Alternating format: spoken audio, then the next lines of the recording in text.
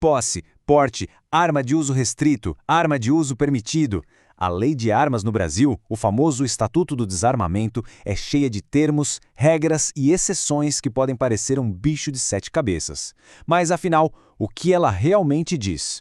O objetivo aqui hoje é exatamente esse: desvendar essa legislação, explicar as regras, quem pode ou não ter uma arma e o que acontece com quem anda fora da linha. Tudo de um jeito claro e direto para não deixar nenhuma dúvida. Para organizar nosso bate-papo, a gente dividiu tudo em 4 partes. Primeiro, vamos montar o alicerce, entender os conceitos principais. Depois, com essa base pronta, a gente vê as regras do jogo, quem pode ter uma arma e como. Na terceira parte, a gente fala das consequências, ou seja, dos crimes e das penas. E para fechar, vamos ver como a justiça na prática interpreta e aplica tudo isso no dia a dia. Vamos lá? Bom, então vamos começar pelo começo. Antes de sair discutindo quem pode ter o quê ou qual é a pena para cada crime, a gente precisa falar a mesma língua. Entender esses conceitos básicos é o que vai fazer toda a diferença para compreender o resto do sistema. Sem isso, a conversa simplesmente não anda. Primeiro de tudo, a lei faz uma separação. Existem as armas impróprias, que são objetos do dia a dia, sabe? Uma faca de cozinha, uma chave de fenda. Elas não foram feitas para machucar, mas podem ser usadas para isso. E existem as armas próprias, que foram criadas especificamente para ataque e defesa. O Estatuto do Desarmamento foca quase toda a sua atenção nesse segundo grupo, principalmente nas armas de fogo. E quem é que fiscaliza tudo isso? Basicamente, existem 2 grandes sistemas de registro que, olha só, não conversam muito bem entre si. De um lado tem o Sinarme, que é da Polícia Federal e cuida das armas dos cidadãos comuns. Do outro tem o Sigma, controlado pelo Exército, que registra as armas dos militares, das polícias e também dos CACs, os caçadores, atiradores e colecionadores. São como 2 mundos paralelos de controle. Agora a gente chegou no ponto mais importante de toda essa história, o que gera mais confusão. Posse e porte não são, de jeito nenhum, a mesma coisa. Pense assim, a posse é o direito de ter a arma em um lugar fixo, guardada dentro da sua casa ou no seu trabalho se você for o dono de lá. A posse está ligada ao imóvel. Já o porte é outra história. É o direito de andar com a arma por aí, de circular com ela na rua, no carro. É uma autorização para carregar a arma consigo. E é bem mais difícil de conseguir. E para fixar essa ideia de vez, aqui vai a regra de ouro que resume tudo. Para ter o direito de portar uma arma, primeiro você precisa ter a posse dela, ou seja, ela tem que estar registrada no seu nome. Mas o contrário não é verdade. Ter a posse, ter o registro da arma em casa, não te dá automaticamente o direito de sair com ela por aí. O porte é sempre um passo extra, uma autorização especial. Certo. Com os conceitos básicos bem entendidos, a gente já pode avançar. Agora, vamos ver como isso funciona na vida real. Afinal de contas, quem é que pode, de fato, comprar e, quem sabe, até andar com uma arma de fogo de forma legal no Brasil?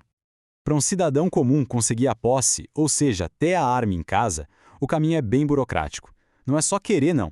Primeiro, tem que ter no mínimo 25 anos. Depois, precisa provar a idoneidade, que é basicamente apresentar uma pilha de certidões mostrando que a ficha criminal está limpa. Também tem que ter um trabalho e um endereço fixo. E, talvez o mais importante, tem que passar em 2 testes bem sérios. Um para mostrar que sabe manusear a arma com segurança e outro psicológico, para testar que tem condições para isso. E o porte, para andar armado na rua? Bom, se para a posse já é difícil, para o porte a lei é ainda mais dura. A lógica do Estatuto é a seguinte: a regra geral é que ninguém pode andar armado em público. Ponto. Qualquer autorização para isso é tratada como uma grande exceção, e não como um direito que todo mundo tem. A principal dessas exceções é o que a gente chama de porte funcional. Ele é dado para profissionais que, pela natureza do trabalho, precisam estar armados. A lista é grande. Militares, policiais de todos os tipos, agentes de inteligência e por aí vai. A ideia é que o porte está ligado à função da pessoa. Para alguns, como policiais, o direito é amplo, vale dentro e fora do serviço. Já para outros, como seguranças privados, normalmente só vale durante o expediente. Aliás, um ponto que dava muita discussão era sobre os guardas municipais. Antigamente, a lei criava umas regras baseadas no tamanho da cidade, mas o Supremo Tribunal Federal, o STF, bateu o martelo e disse que isso não fazia sentido. Hoje, todos os guardas municipais do Brasil têm direito ao porte de arma, tanto em serviço quanto na folga, não importa o tamanho da cidade.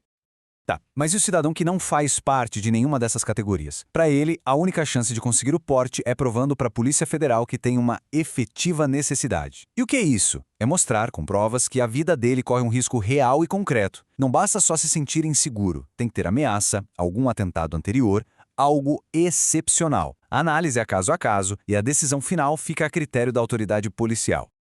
Muito bem, agora que a gente já sabe as regras do jogo, vamos para a terceira parte. O que acontece quando alguém quebra essas regras? Aqui a gente vai detalhar os crimes que estão no estatuto e entender como as penas vão ficando cada vez mais pesadas, dependendo do que a pessoa fez. Olhem só para essa tabela. Dá para ver direitinho uma escada de gravidade. No primeiro degrau está a posse irregular. Ter uma arma em casa, mas sem registro. A pena é mais leve, de detenção. Se a pessoa pega essa mesma arma e sai com ela na rua, aí ela sobe um degrau. Comete porte ilegal, um crime mais grave com pena de reclusão. E lá no topo está quem tem ou porta uma arma de uso restrito, ou qualquer uma com a numeração raspada. Aí a punição é ainda mais severa. E aqui tem um detalhe fundamental que muita gente não sabe. A numeração da arma é como se fosse o RG dela. Se alguém raspa essa numeração, é porque está tentando fazer com que a arma não seja rastreada. Por isso a lei é duríssima com isso. Mesmo que a arma seja comum de uso permitido, se a numeração estiver adulterada, o crime passa a ser punido com a mesma pena de quem porta uma arma de uso restrito. A pena sobe lá para cima. E no topo dessa pirâmide de crimes, o mais grave de todos é o tráfico internacional de armas. A pena aqui é pesadíssima, pode chegar a 16 anos de prisão. Isso mostra que a lei quer atacar com força as fontes de armas ilegais que alimentam o crime organizado. É um recado claro de que contrabandear armas é uma das piores coisas que alguém pode fazer. E alguns desses crimes são considerados tão graves, mas tão graves, que recebem uma etiqueta especial. São hediondos. E isso não é só um nome, não. Ser um crime hediondo tem consequências práticas bem pesadas. A pessoa demora muito mais para conseguir progredir de regime na prisão e perde direito a vários benefícios. A mensagem da lei é, para esses crimes, a tolerância é zero. E com isso, chegamos na nossa última parte. Porque uma coisa é o que está escrito na lei, no papel. Outra, bem diferente, é como os juízes e os tribunais interpretam tudo isso nos casos concretos. É aqui que a teoria encontra a vida real. Vamos ver algumas decisões que mudaram o jogo. E se a arma estiver quebrada, toda enferrujada, sem chance de atirar? A justiça entende o seguinte: o objetivo da lei é proteger as pessoas do perigo de um tiro. Se uma perícia prova que a arma é só um pedaço de metal inútil que não dispara de jeito nenhum, então não existe perigo real. E se não tem perigo, não tem crime. É o que o pessoal do direito chama de crime impossível.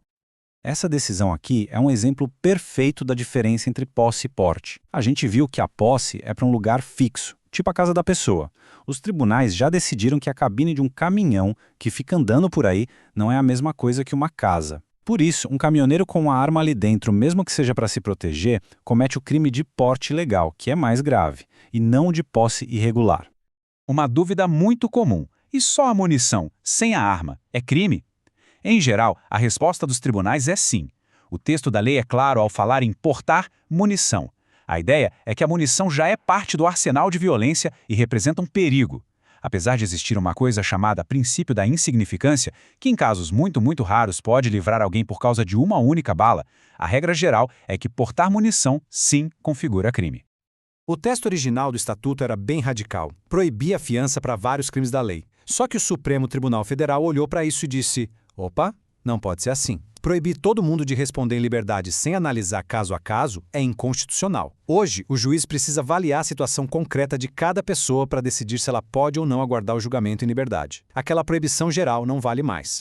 Então, para a gente amarrar tudo o que foi dito, toda a lei gira em torno daquela diferença fundamental entre posse, que é ter a arma parada em um lugar, e porte, que é circular com ela. A filosofia da lei é clara, a regra é proibir, e a permissão é uma exceção difícil de conseguir. A gravidade dos crimes segue uma lógica de perigo crescente. E, por fim, as decisões dos tribunais são a peça final desse quebra-cabeça, traduzindo a lei para o mundo real.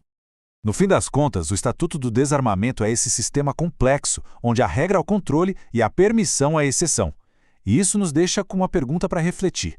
Como uma lei como essa consegue colocar na balança, de um lado, a segurança de toda a sociedade e, do outro, a responsabilidade e os direitos de cada indivíduo? Esse é o grande desafio por trás de cada artigo que a gente viu hoje.